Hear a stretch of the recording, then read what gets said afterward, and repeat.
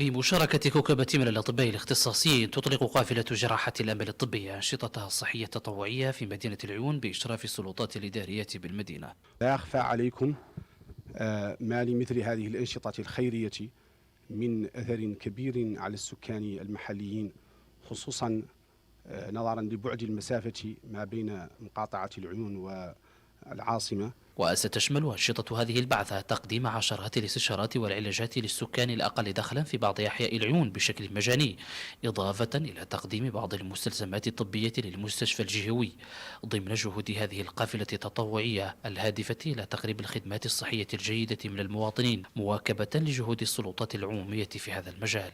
إن الهدف من عملنا هذا هو سن أو على الأصح إشاعة فعل رد الجميل للأرض التي أنجبت، للأهل الذين ربوا وواكبوا، وللوطن الذي كون ويسر ظروف.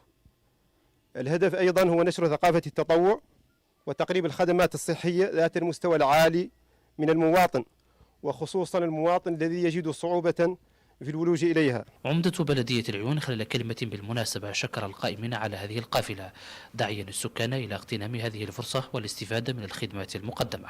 هذا العمل المتمثل في هذه القافلة، قافلة جراحة الأمل، التي ينسقها أحد أبناء هذه المدينة البررة، العقيد الدكتور الطاهر الإسماعيل البغاية.